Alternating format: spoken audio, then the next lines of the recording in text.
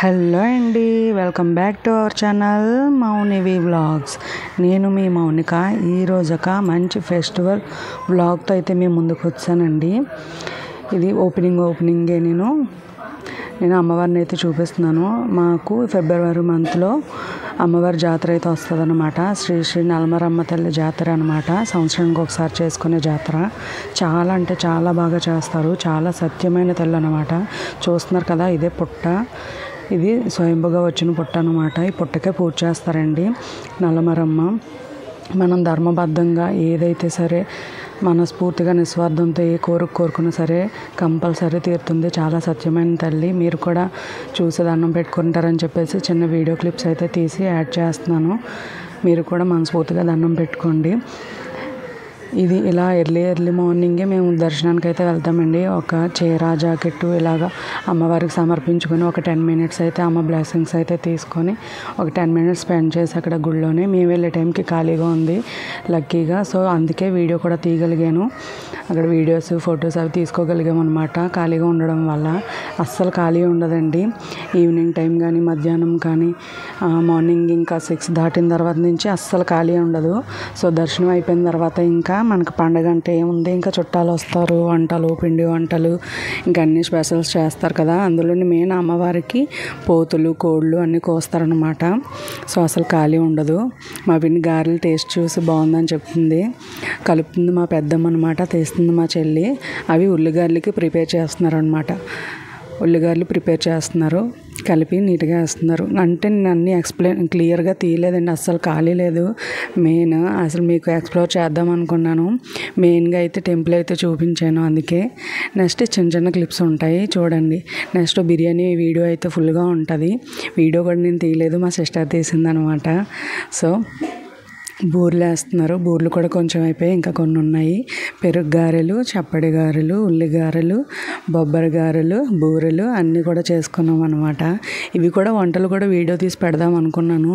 ఇంకా ఫెస్టివల్స్ అయితే తెలిసిందే కదండి, అస్సలు ఖాళీ ఉండదు మనకి. ఎంతమంది ఉన్నా సరే ఆ రోజు అసలు ఖాళీ ఉండదు. ఎంతమంది ఉన్నా సరే పని ఉంటూనే ఉంటుంది. వచ్చేవాళ్ళు వస్తూనే ఉంటారు చుట్టాలు.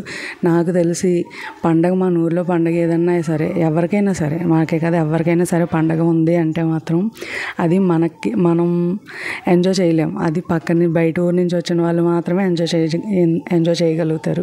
మన ఊర్లో సంబరం మనం ఎప్పుడే ఎంజాయ్ చేయలేం. మనకు వండుకోవడం సర్దుకోవడం ఇవే సరిపోతుంది. వచ్చిన వాళ్ళని చూసుకోవడం, వాళ్ళకి వడ్డించుకోవడం ఇవే సరిపోతుంది కదా.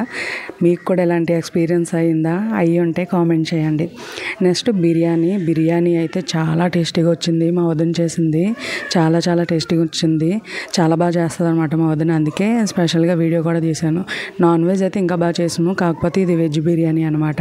ఇది కూడా చాలా బాగా వచ్చింది. మనకి రెస్టారెంట్లో ఏ ఫ్లేవర్ అయితే వస్తుందో యాస్టీస్ అదే, ఎటువంటి ఫ్లేవర్స్ ఏవి వాడకుండా కూడా న్యాచురల్గా వచ్చిందనమాట ఫ్లేవర్. చాలా బాగా వచ్చింది బిర్యానీ. చూడండి, మీకు కూడా తెలుస్తుంది కదా.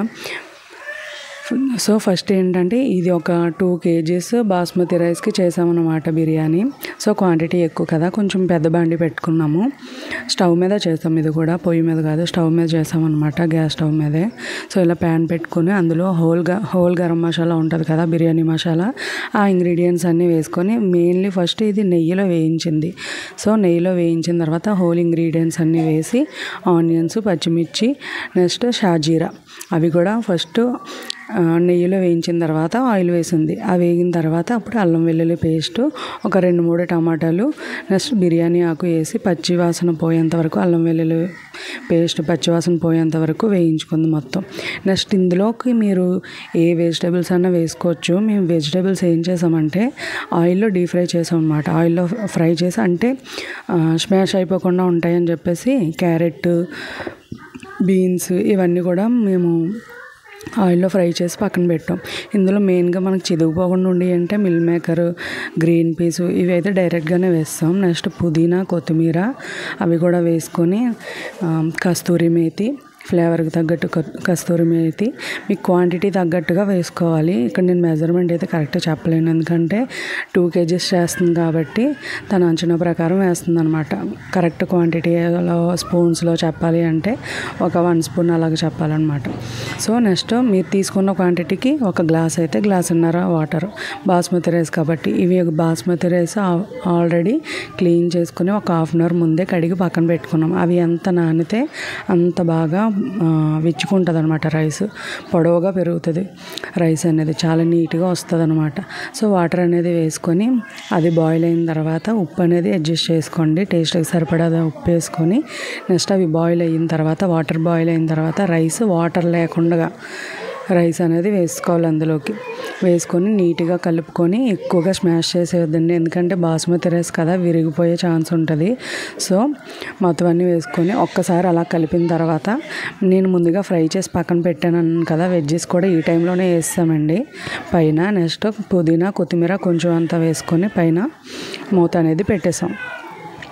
ఇది మనకి మీడియం ఫ్లేమ్ మీద ఒక 10 minutes తర్వాత లో ఫ్లేమ్ మీదే మొత్తం కుక్ అవ్వాలి. కర్రల పొయ్యి అయ్యేలా ఉంటే హాఫ్ వరకు ఉడికిన తర్వాత కింద మంట అనేది లేకుండా బొగ్గలు అనేవి పైన వేసుకుంటే మనకి ఈవెన్గా కుక్ అయిపోతుంది, కింద మాడకుండా ఈవెన్గా కుక్ అవుతుంది అనమాట. ఒకవేళ కర్రల పొయ్యి అయితే గ్యాస్ మీద ఉండేలా ఉంటే మీడియంలో ఒక సగం ఉడికేదాకా ఉంచుకొని తర్వాత కొంచెం కలుపుకున్న తర్వాత అప్పుడు మీడియం మొత్తం ఫ్లేమ్ అంతా కూడా తగ్గించేయాలి.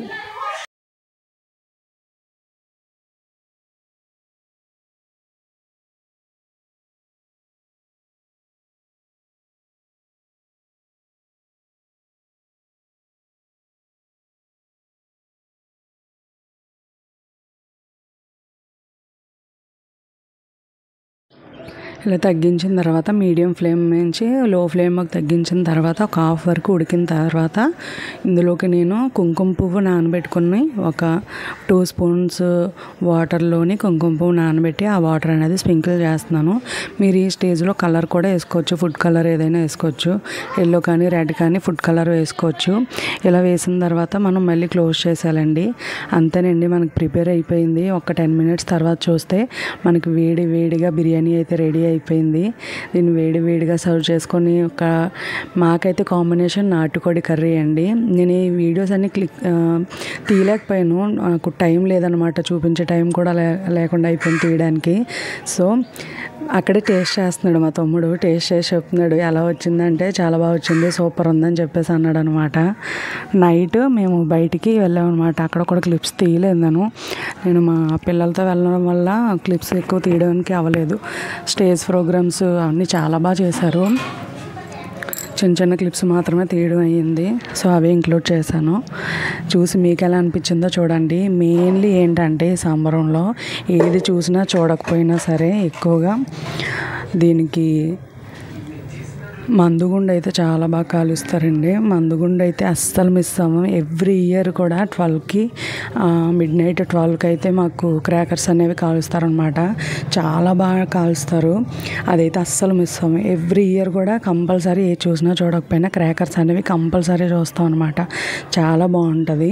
మీకు ఎలా అనిపించింది ఈ వ్లాగ్ కామెంట్ చేయండి. అలాగే నచ్చినట్లయితే లైక్ చేయండి, షేర్ చేయండి, సబ్స్క్రైబ్ చేయండి. Thank you for watching. Last వరకు చూసినందుకు చాలా థ్యాంక్స్ అండి. ఇలాంటి మరిన్ని వీడియోస్ కోసం మన ఛానల్ని సబ్స్క్రైబ్ చేసుకొని చూడండి.